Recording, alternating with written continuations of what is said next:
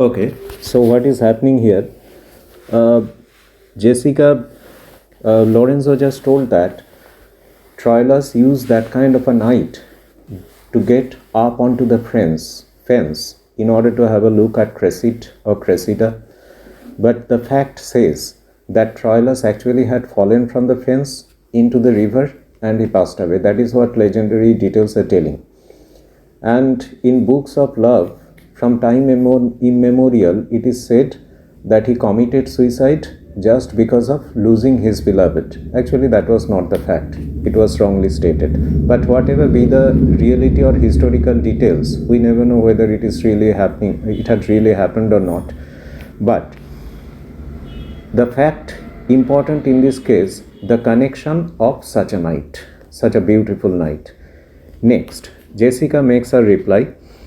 She says, in such a night did Thisbe fearfully overtrip the dew and saw the lion's shadow ere means before himself, and ran dismayed away.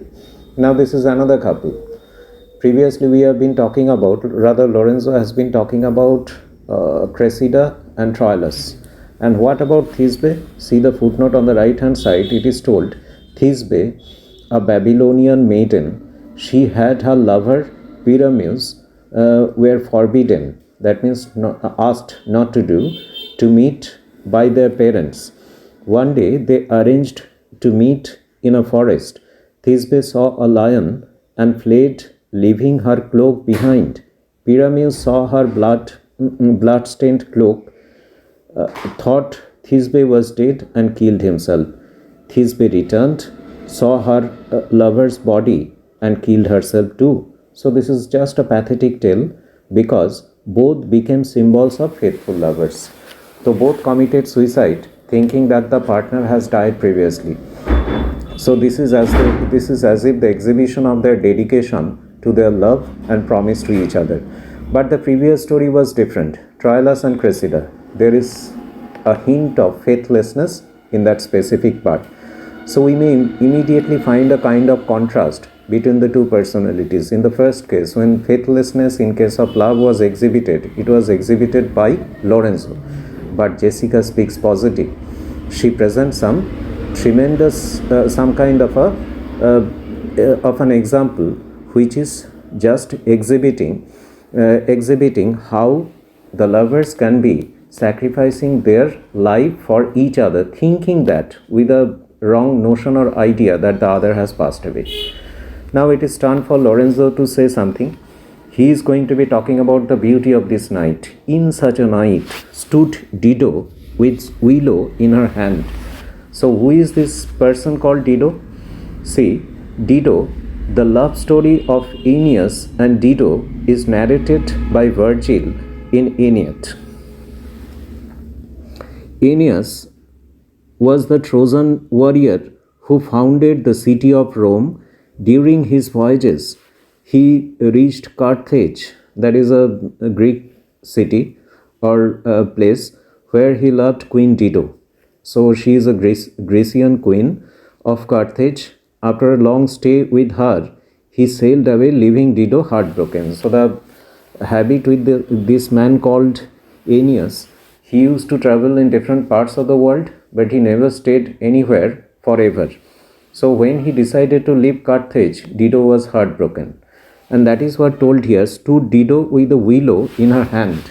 So she was standing on that shore from where Aeneas was making his return journey. Upon the wild sea banks and wafted her love to come again to Carthage. Dido, she was waving that willow branch or stick and telling to her husband, rather we can call it to be the lover, to come back again to Carthage. She was completely heartbroken.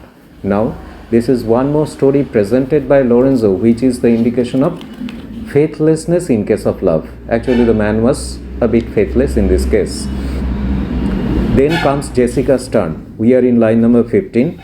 In such a night. So once again, the speech begins with this specific refrain.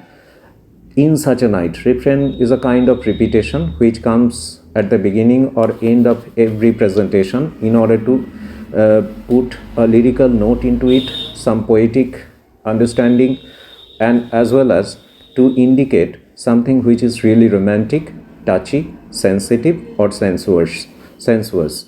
So Jessica says, in such a night, media gathered the enchanted herbs that did renew old Aeson. So who is this person? It is told to us in that footnote on the right hand side, indicating that this man, he was an old man, and his son was Jason.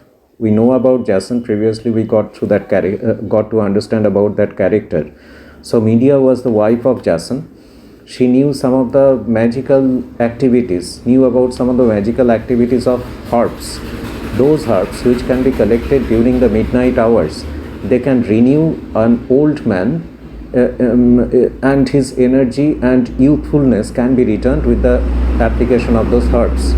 So here Jessica is telling, in such a night Medea gathered the enchanted herbs. So probably during such a peaceful romantic night, Medea has gone inside the forest all by herself to pick up those enchanted herbs, magically applicable herbs that did renew.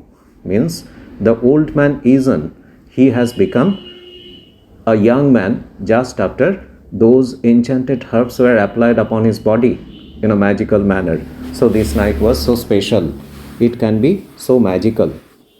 And it's turn for Lorenzo to say something once again. He says, in such a night, in a similar night like this, did Jessica steal from the wealthy Jew?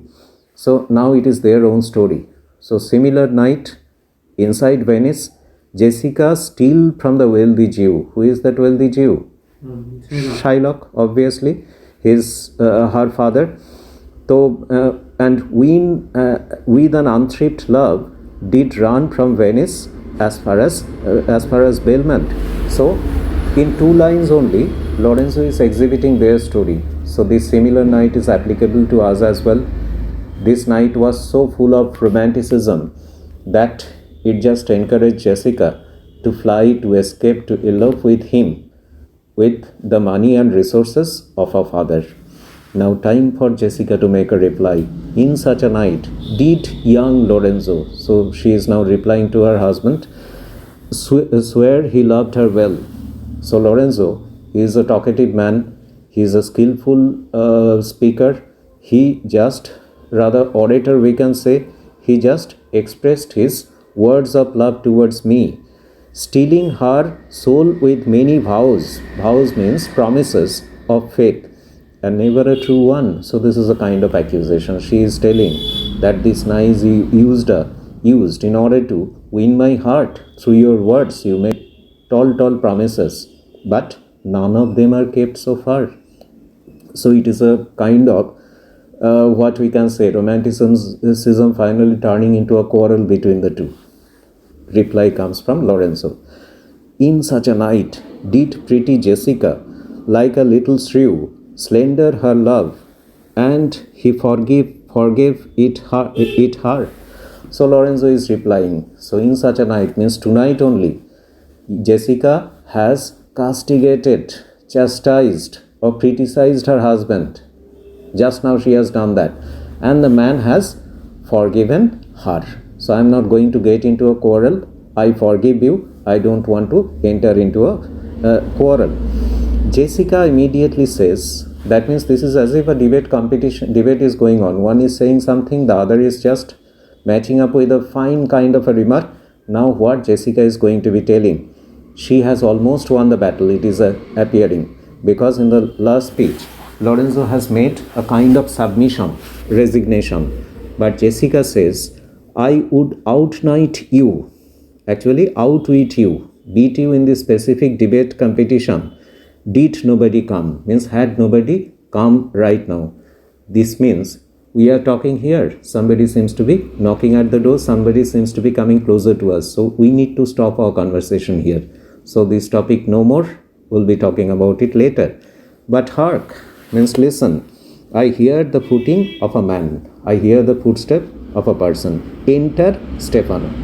So I just told you that the first 30 lines of Act 5 Scene 1, it is a very crucial one. we are finding the exhibition of romanticism, presentation of that kind of a feeling through these 30 lines. As we are reading a comedy, The Merchant of Venice is a comedy, but we have not yet found any romantic specific scene or episode throughout the action. We are reaching towards the conclusive scene of this play. So Shakespeare understood that there is a requirement to drop this kind of a scene in order to make it a real comedy, full-fledged comedy. So the purpose of this presentation was basically that. And after this, some people will be coming. Stefano has just stepped in. He will be giving few information, and we know towards the end of this scene, the other important character, all important characters like Bassanio, Gratiano, Antonio, and Portia herself with Nerissa, all of them going to be stepping in from Venice.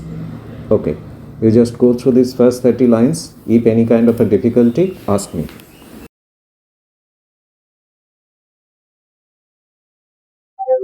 Okay, then no doubt. Okay. So let's continue. Enter Stefano. So he has come up with the news. Lorenzo says, "Who comes so far in silence of the night?"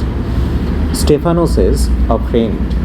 So Stefano, he is just announcing his status. He says, "I am no enemy. I am a friend. I am going to be delivering something friendly as a news or message." Lorenzo says, "A friend? What friend? Your name? I pray you, friend. So just disclose your identity." Stefano says, "Stefano is my name, and I bring word my mistress will before the break of the day be here at Belmont. She doth means actually does, stray about means move about or wander about by holy crosses, where she kneels and prays for happy wedlock hours." So she was praying for their happy marriage relationship also.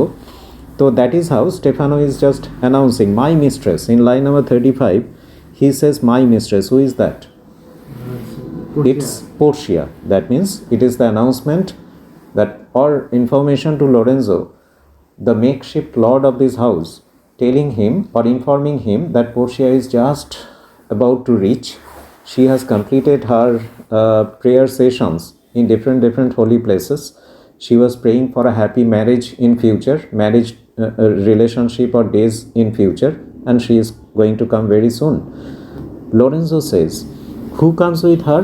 So Lorenzo is asking this question as if he is wanting to know whether Bassanio is also returning or who is actually accompanying Portia. Stefano says, "None but a holy hermit." Hermit means that sage or holy man, and her maid happens to be Nerissa. "I pray you, is my master yet returned?" That means, I just pray to you whether my master has come back. Stefano says, Lorenzo has replied, here master stands for Bassanio, whether he has returned or not. Lorenzo replies, "He is not, nor we have not heard from him." That means we haven't heard anything, whether he is coming or when he is actually coming, and we haven't received anything, any of those news. He goes on to say, "But go we in, and I pray thee, Jessica, and ceremoniously let us prepare some welcome for the mistress of the house." So Lorenzo seems to be happy with that specific news that Portia is returning.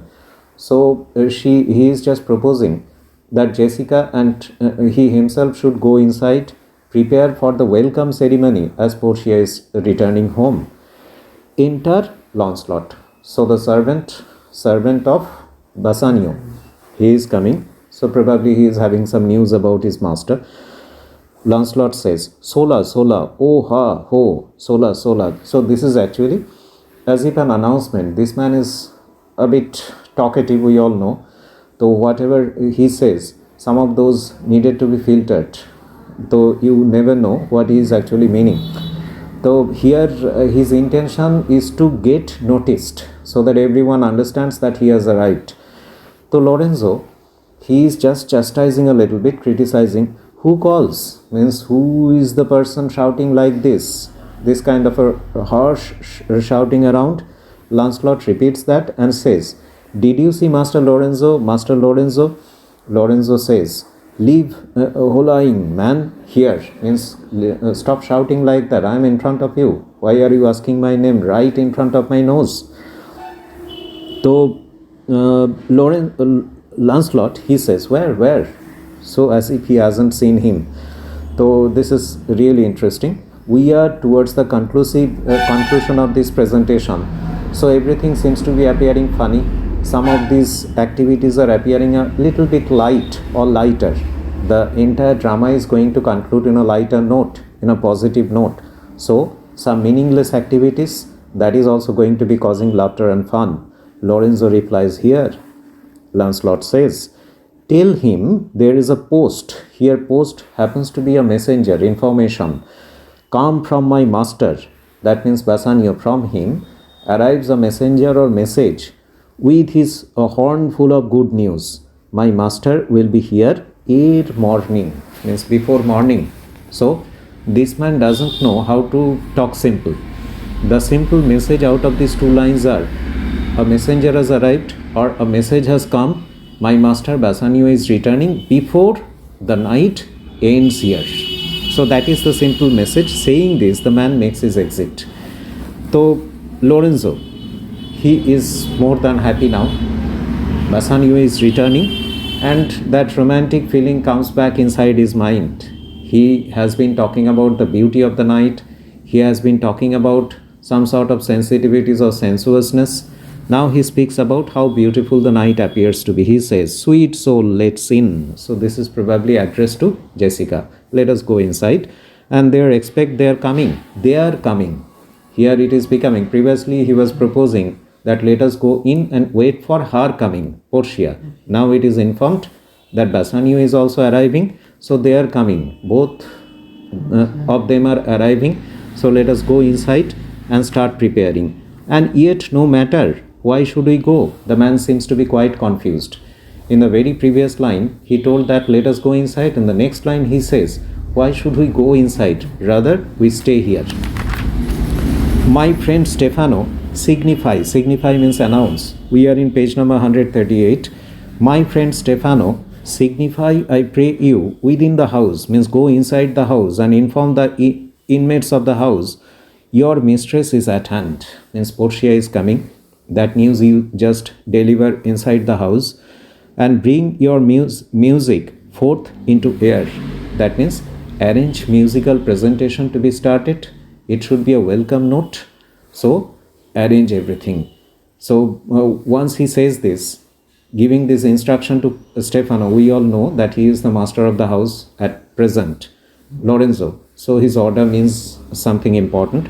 So Stefano goes inside the house. Probably he is going to be making all these arrangements. And now once again, like it was at the beginning of this scene, Jessica and Lorenzo, they are together. Nobody is disturbing. And once again, romanticism seems to be coming back. And the man starts talking about the beauty of the night, the moonlit night, etc. He says, how sweet the moonlight sleeps upon this bank. Here we sit and let the sounds of music creep in our ears. Soft stillness and the night become the touches of sweet harmony. Sit, Jessica, look how the floor of heaven happens to be the sky, that open firmament. He is now looking at the sky. It must have been sparkling with so many stars, numberless stars. Sit, Jessica, look how the floor of heaven is thick inlaid with patines of bright gold. It is actually small pieces of shiny metal, that is the stars, which are glittering, sparkling. There is not the smallest orb which thou beholdest. Beholdest means you can see, but in his mission like an angel sings, still querying in the young-eyed cherubims. Such harmony is in immortal souls. But whilst this muddy vesture of decay doth grossly close it in, we cannot hear it. And when he was telling all these things, actually he was praising the moonlit night. He was talking about the stars. sparkling above. The night is so beautiful, already it is stated. It is full of silence. It seems to be the mild breeze which seems to be passing and touching everyone. He has used the word kiss. It is kissing the trees of plantations. So everything seems to be so soothing, so attractive to the man. In between enter musicians. That means Stefano has gone inside, he has arranged already everything, and those musicians are coming out. They are going to be playing the welcome note for the mistress of this house and also the master of this house, that is Portia and Bassanio. And after seeing them, he says, he means Lorenzo, his speech continues. We are in page number 138 and line number 73. Come, ho, wake Diana with a hymn, with sweetest touches, pierce your mistress's ears and draw her home with music. So the last line is the simplest of instructions. He is telling that, okay, musicians, these lines are addressed to them. Musicians, get ready, have the sweetest kind of musical presentation. It is just to welcome your mistress Portia at home. This should be a nice little note. When he was saying this, the musicians started playing music or instrument, whatever it was. But in between, Jessica, so far she has been a silent listener. She is saying something in the very last line of this page. She says, I am never merry when I hear sweet music. So here it appears to be a little bit of contrast. It appears to be a little bit of anticlimax. How? She is telling, if we take it literally, in this line she is as if telling that I don't like sweet music. And here we need to remember one specific quotation or line from P.B. Shelley. You may have heard the name of this poet. He was one of the greatest of romantic poets, Percy Bysshe Shelley. She just told in one of his presentations or poem that our sweetest musics are those that tell of saddest thought. So in personal life also you will see that whenever some catchy music that impresses us, that impression remains for a brief period. But a melancholy, sensitive or sad kind of a tone that remains for ages in order to satisfy us, in order to touch our sensations. So the music lovers, they normally prefer those melancholy tunes full of saddest and deepest of thought, heart-touching music. So probably Jessica was indicating something like that. But Lorenzo will come with a reply. In the next page he will be telling that how music can be impressive upon personalities and also upon natural objects. But before that, you read up to this and see whether you have any problem or not.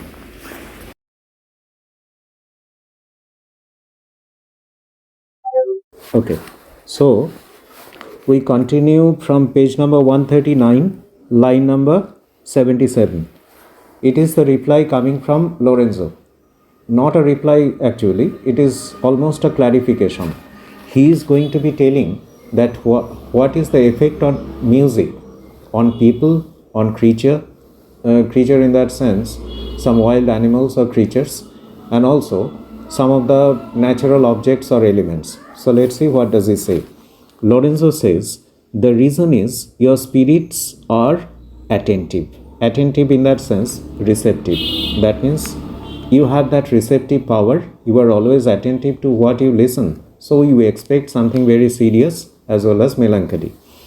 Then he goes on to say, for do but note a wild, wanton heart.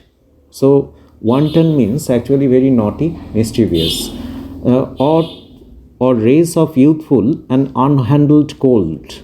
Unhandled colt, that means young, untrained horses. So just imagine a group of horses, colts, who are not yet trained. They are just wild, they are just naughty and mischievous. What they will be doing if they are in a herd, that is inside a group, they will always be breaking the rules, will be running here and there, will be neighing. The sound made by horse is called neighing, N-E-I-G-H. So they will just be creating all sorts of indisciplined stuff, and it's all a mess, we can call it to be. So how to discipline them, how to bring them back into civilized ways, that is a big difficult task. So it is told, fetching mad bounds, bellowing, and neighing loud. I was telling about this word, Neighiing. So loudly they must have been screaming out, making a mess of everything, which is the hot condition of their blood. Hot condition means characteristic pattern. So at their age, going by their spontaneous natural activity or exhibition of their natural feelings, there is nothing surprising about it. This is natural. They will do this in a situation or in a state like this. If they but hear perchance means perhaps, a trumpet sound. So if you just sound a trumpet, that means a musical note is sounded at that very moment, and that is going to be entering through their ears, auditory system. Any air of music touch their ears, you shall perceive them make a mutual stand. So mutual stand, it means all of them will come to a standstill together. They have been shouting so far, they have been jumping here and there, creating all sorts of difficult condition for those who are looking after them. But sound a trumpet and just see what happens. It is as if a magic button is pressed. It is as if the scenario is brought into a magical transformation. All of them come to a standstill, stagnant. Because of what? Because of the musical sound. So this is the effect of music Lorenzo is talking about. It can control, it can discipline wild, wanton horses or colts. That is example number 1 regarding the value or importance of music. It is just changing everything, changing the scenario. Their savage eyes, savage means very, very barbaric, indisciplined, naughty, wild, those eyes turn to a modest gaze. So they start looking modestly, in a very gentle way, gazing, looking at something fixedly, by the sweet power of music. And all this happens due to this sweet power or touch or infiltration of that music. So this is how the first example comes up through which Lorenzo presents the value of music. Therefore, the poet, now he comes up with another example, the poet. Who is that poet? Later on we get to know that Roman poet Ovid. He has created one character whose name is mentioned here in the speech. Did feign that Orpheus drew trees, stones and floods, since not so stockish, hard and full of rage, but music for the time doth change his nature. So if we just simplify this part, it is told the Roman poet Ovid actually narrated how Orpheus, a Greek musician, made trees, stones, streams move from place to place by the power of his music. So this is really astonishing. This is really surprising. One, music can be moving the natural elements which are supposed to be stagnant at one place. You can't really move the stream from here and there at your wish or will, but it happens according to this mythological or legendary presentation. So this is example number 2, the effect of music, how music can be moving natural elements or objects or installations. The man that hath no music in himself. Now he is criticizing human being to some extent. Some people do not love music. Some people do not appreciate music. Who are they? What type of personalities are those? How should you treat them? Nor is not moved with concord of sweet music. Concord actually means harmony. It is fit for treason, stratagem and spoils. Underline these 3 words. Treason means treachery. That is act of faithlessness. It is happening in case of a person who is betraying his country. Stratagem, it means plot. That means somebody becomes a schemer or plotter, doing harm to others. And spoils. Spoils means actually destruction. So, if somebody is not loving music, liking music, that person is a traitor, is a plotter, is a spoiler, is a destructive character. So this is how Lorenzo characterizes the person. So if any question comes here, comes from this specific area, you will be asked with the question, what are the definition of a person, or how does the speaker describe a person who doesn't love music? In answer to that, you will have to mention all these 3 words, and specifically the words used in this quotation. You need to use those and clarify. So this is how a person who doesn't love music acts like the motions of his spirit are dull as night. That means he is just a blackish kind of a character, should not be trusted. His affections dark as Erebus. So what is Erebus? It is stated in classical mythology, home of the dead. That means probably the hell. That is called Erebus. So this man doesn't deserve to be living here on earth or go to heaven. He deserves to spend the rest of his life or life after death in hell. And in line number 95, Lorenzo is just making a straightforward exhibition of his opinion regarding this kind of a person. He says, let no such man. Which man? Person who doesn't love music or appreciate music be trusted. Mark the music. So you should not trust a person who doesn't love music. Now listen to the music which is taking, or that instrumentation which is being played around, because the musicians have already started playing. It is in full swing, the welcome note. And in the meantime, the main character of our presentation, the mistress of this house, the all-important Portia, returns. She enters with Nerissa. Just after entering, Portia seems to be feeling quite comfortable, because from outside she could be looking at the hall of her house. Probably the view is open from the streets or in frontal part of her house. So from there she could see the lights. Light is actually the candle light which is burning inside the hall and just spreading a very soothing kind of a light around. We all know in a dark area, if you just light a candle, it is always going to be providing such a soothing kind of a light and atmosphere around, create such a beautiful ambience. So Portia is impressed, and immediately on the other side the music is being played. So it is really surprising as well as soothing moment for her to come back. She says, this is the first speech inside this specific scene, Act 5, Scene 1. She says, that light we see is burning in my hall.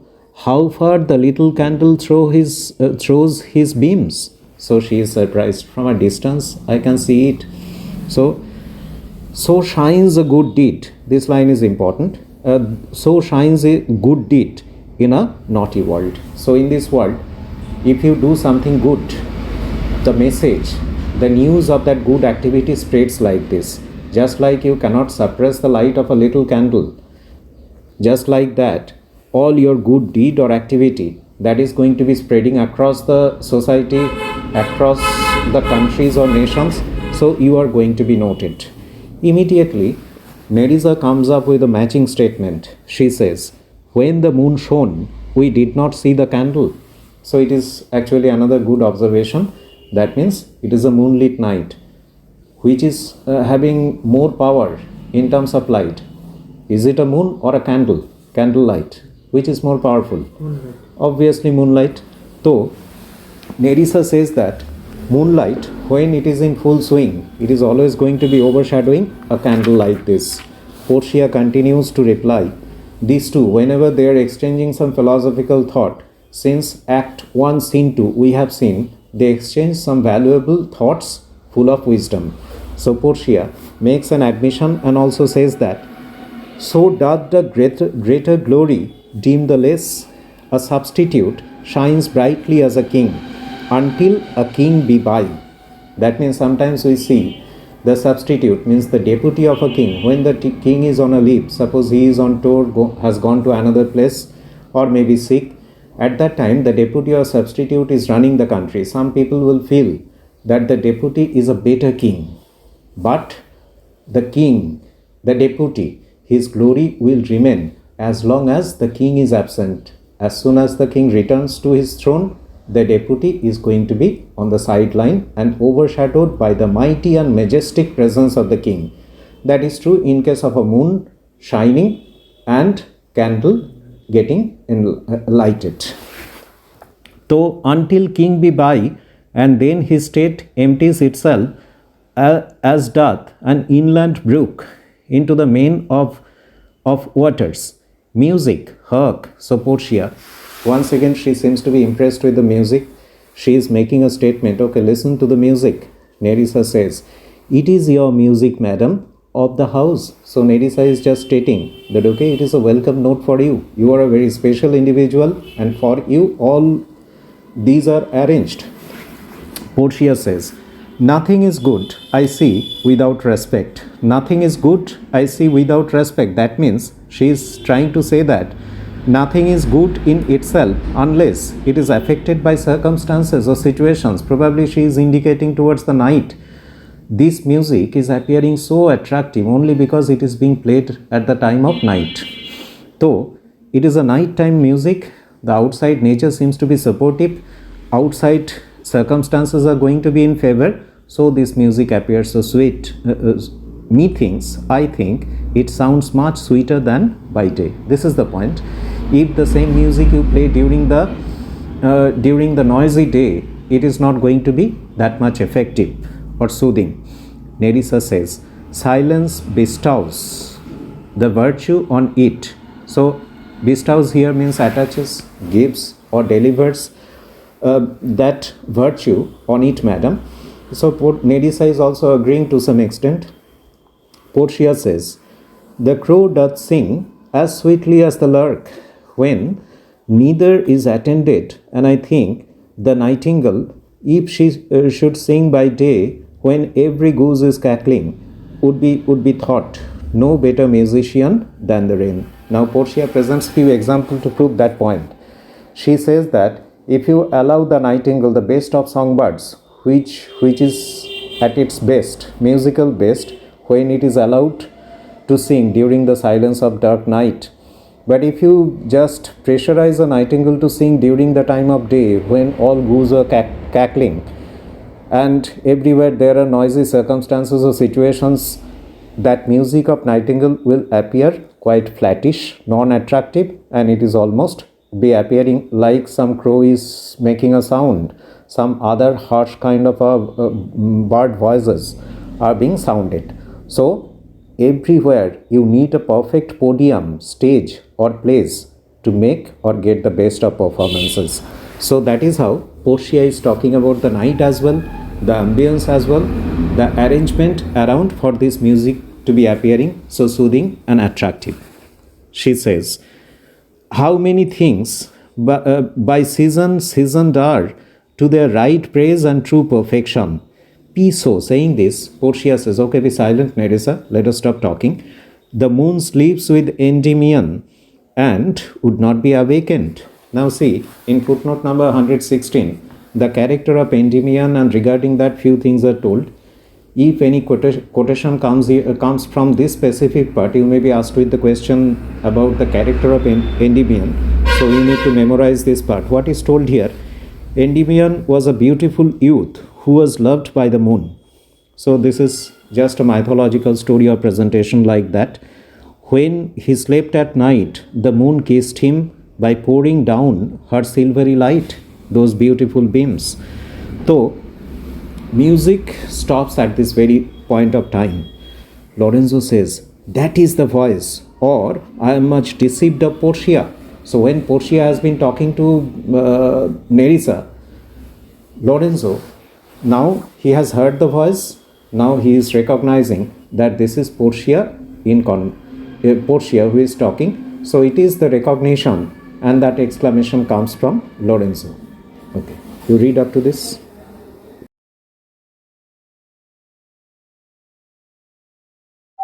So we move forward to the next page, that is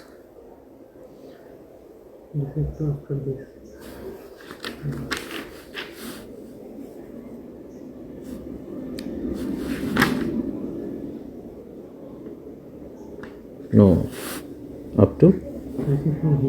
Okay. So we are going to be beginning from page number 141. So it is from line number 120. Portia says, he knows me as the blind man knows the cuckoo by the bad voice. So Portia seems to be quite benign and gentle, admitting that Lorenzo has recognized her voice. Lorenzo says, "Greeting Portia, dear lady, welcome home." Portia says, "We have been praying for our husband's health." So actually Portia is not telling the truth. She has been working hard there in the court of Venice in order to provide a satisfactory judgment in favor of Antonio. So she is just presenting an excuse for being late or coming at this hour. With which speed we hope the better for our words. Are they returned? So Portia is questioning. They means Bassanio and Gratiano. Lorenzo says, "Madam, they are not yet, but there is come a messenger before to signify their coming." So he is stating the fact. The news has arrived that they are arriving. They haven't arrived yet. So it is very soon. It is going to take place very soon. Portia says, "Go in, Nerissa. Give order to my servants that they take no note at all of our being absent here. Hence, nor you, Lorenzo, Jessica, nor you." So Portia, she is aware of all possibilities. She is just telling everyone around or sending message inside to the servant that just after Bassanio, she has also departed from this house and is arriving just now. This information should be suppressed from Bassanio. So that is part of her larger plan. She is planning to tease them, torment them, mentally torture them for parting with that ring. So that is the part of the plan. A tucker sounds. So tucker actually means a series of notes on a trumpet, making certain kind of an announcement or part of the musical note as well. Lorenzo replies, "Your husband is at hand." That means he is just about to arrive. "I hear his trumpet. We are no telltales, madam. Fear you not." So telltale, that means informer of secrets. He just told to keep some secret. Be confident of the fact that we are never going to be disclosing anything. Portia says, "This night, methinks, is but the delight's sake." So once again, Portia is talking about the beauty of this night. She is comparing it with a dull, cloudy day. As far as the light is concerned, it looks a little paler. It is a day such as the day is when the sun is hid. It means hidden behind the cloud. So similar, in terms of light, it seems to be quite similar. That really appreciates the moonlight around. It seems to be flooding. Light seems to be flooding everywhere. So soothing a light. Enter Bassanio, Antonio, Gratiano and their followers. So it's a beautiful moment here for this play. All the important characters are together. This is in the house of Portia. Previously, we may have talked about this entire drama, The Merchant of Venice. Here the actions are taking place basically in two cities. One is in Venice, the other one is Belmont. We have seen whether there is some busy movement, hectic activity, plot against plot, treachery, those planning to take revenge, etc. All these things come up in that busy city of Venice. But whenever we talk about love, whenever we talk about romanticism, whenever we talk about friendship, soothing kind of a feeling and harmonious atmosphere, it is always happening in the city of or in Belmont. So it is a fitting kind of a thing. Shakespeare has planned it quite nicely that the Merchant of Venice is actually having its conclusion in Belmont, and that is also in the house of Portia, which is previously described as a temple where the goddess Portia remains, and young men from each and every part of the world, they are coming to offer their prayer or to worship her. So this is very much a fitting kind of a thing. All the important characters arrive. Bassanio arrives, Antonio arrives, Gratiano and others have just arrived. Bassanio, his first reaction, he says, "We should hold day with antipodes if you would walk in absence of the sun." Actually, he is just going to be telling that sun is nowhere there. Still the light seems to be so much around. Probably he is not talking about the beauty of the moonlit night. He is talking about the beautiful presence of Portia, her beauty seems to be enlightening the entire place. So Bassanio's attention seems to be elsewhere. Portia says at the beginning of page number 142, she says, "Let me give light." I am in line number 140. "Let me give light, but let me not be light." See, this is just playing with words. The same word is used twice inside the sentence. One is meaning something, the other seems to be another. It is, excuse me. So it is told, "Let me give light." That means, but let me not be light. The second light indicates something about faithlessness. Portia is telling, "For a light wife doth make a heavy husband."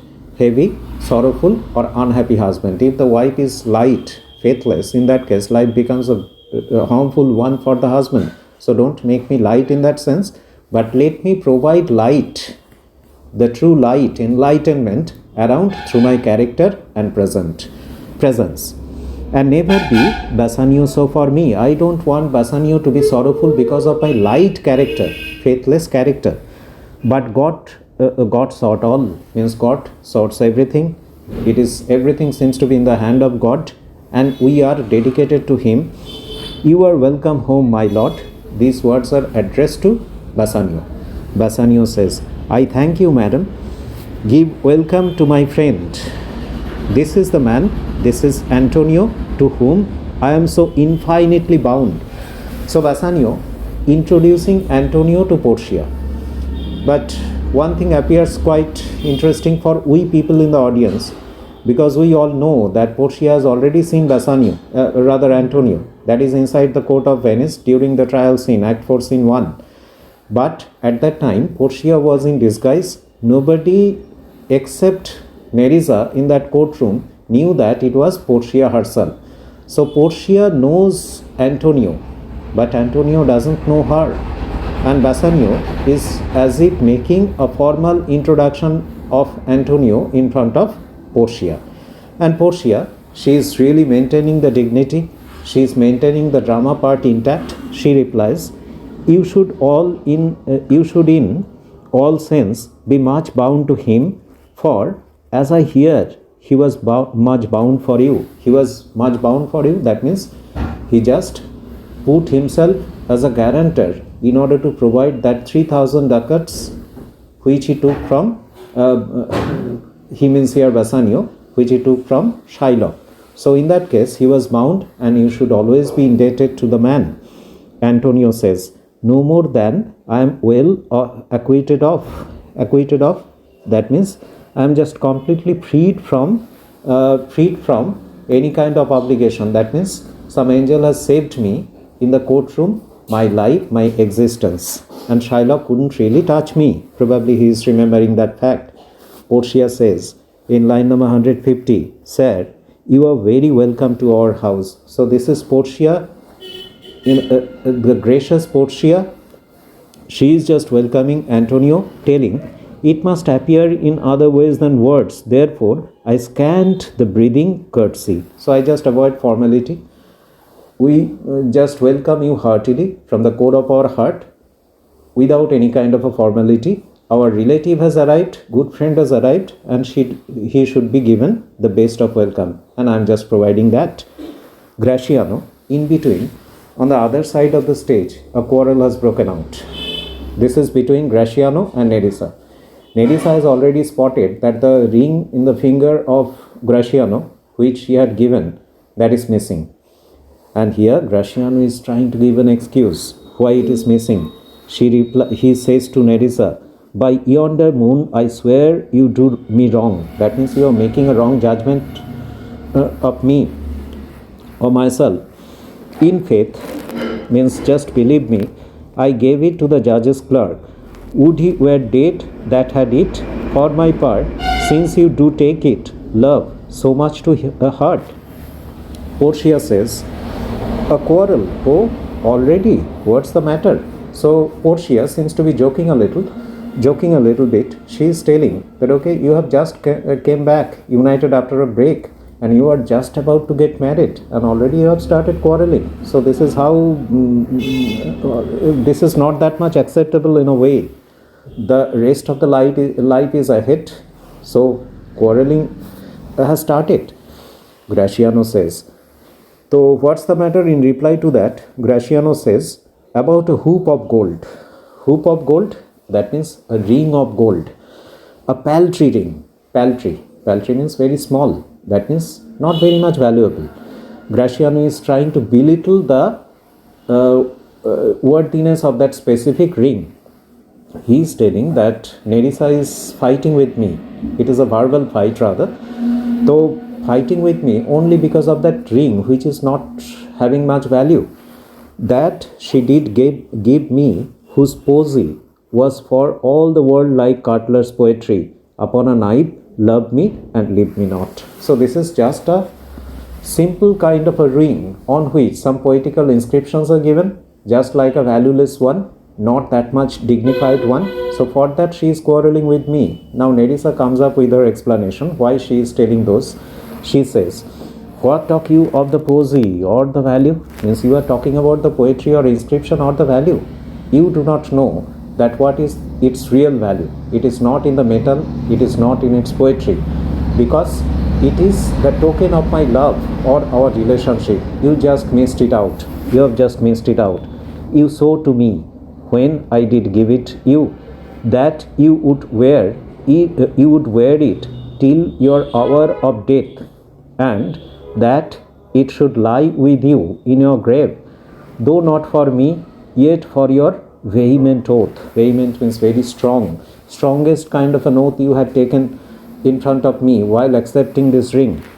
You should have been respective and have kept it. Gave it a judge's clerk? No, God is my judge. The clerk will never wear a hair on his face that had it. Graciano says in line number 170, he will, and if he live to be a man.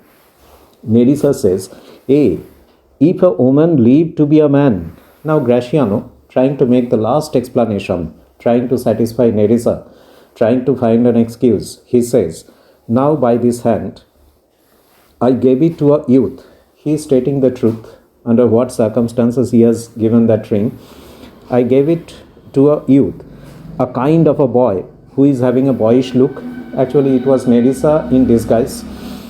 A little scrubbed boy. Scrubbed means undersized, not very tall, not higher than thyself. That means he was of the same size of yours, Nerissa, almost similar. The judge's clerk, a prating boy that begged. Prating means very talkative.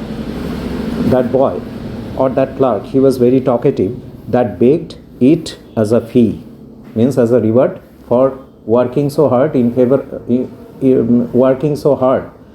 order to protect the life of Antonio inside the courtroom. So this was just a reward they demanded.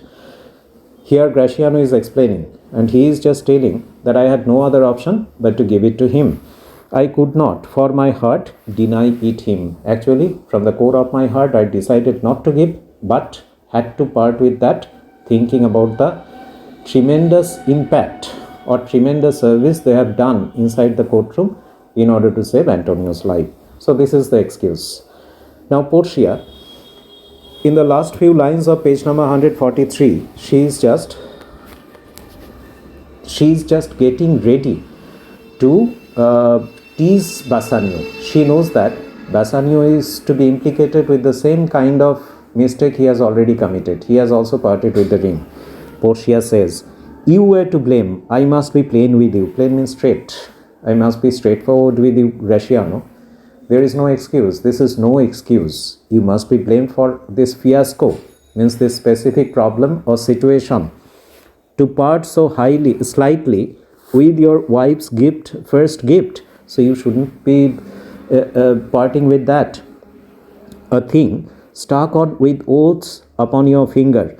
So the metal is not worthy due to its value or the weight. It is worthy because of the oath attached to it. So that was more important. And so riveted. Riveted means fastened or fastened with the faith unto your flesh. I gave a love ring. Similarly, I have also given a ring and made him swear never to part with it. And here he stands. He means Bassanio. So to whom I have given this ring? In a similar circumstance or situation, I have given a similar kind of a ring with an oath to my lord Bassanio. And I believe that he is going to be protecting it under every circumstances. Portia knows the man has just done the other thing. She is teasing. She is advancing towards that specific climax. Just getting a reply from Bassanio. She says in 144, page number 144, we are in line number 183. She says, I dare be sworn for him, means I can make an oath, take an oath on behalf of him, means Bassanio, he would not leave it, nor pluck it from his finger, for the wealth that the world masters. Now in faith, Gratiano, you give your wife to unkind a cause of grief, and it were to me. I should be mad at it. So Portia is just telling Gratiano, Bassanio would never do this. He will never do this. Just what you have done. You have done something unjust. And I swear, if he had done something similar, like you, he means Bassanio, I would have been becoming angry, like a mad person. I would have been maddish. Hearing this, Bassanio makes an aside speech. It is straight for the audience to listen. He says, why, I were best to cut my left hand off and swear I lost the ring defending it. So, Bassanio understands. He is ashamed. He says that, better I would have cut off my hand in order to make an excuse why I have lost that ring. Actually, Bassanio feels very, very downgraded, mentally downgraded at this moment. He realizes, yes, I have committed a mistake. It is a betrayal of love and faith. And Gratiano, he is a very naughty man at this moment. He was getting all the scolding so far. So he understood that, okay, it is time for me to disclose the secret. Why should I be getting all the beating myself? The man means Bassanio has done the same thing. So let me disclose it. So the naughty friend, when you have naughty friends like that, you do not actually require any enemy. So whatever, he says in line number 190, my lord Bassanio gave his ring away unto the judge that begged it, and indeed deserved it too. And then the boy, his clerk, that took some pains in writing, he begged mine, and neither man nor master would take aught means anything else, but 2 rings. So he makes a disclosure. He highlights that under what circumstances Bassanio had given the ring, had given his ring, and he had just followed the footsteps of his friend Bassanio or master Bassanio. And he hasn't done all by himself. He has just followed the example. That is how he was presenting one more excuse on behalf of him, but exposing Bassanio completely in front of Portia. So, ditching his friend, not really protecting his friend at the moment of crisis. Okay, we completed up to line number 195. Today, it will be up to this. You just mark it, read this part, also the previous few lines. If any kind of a difficulty, ask me.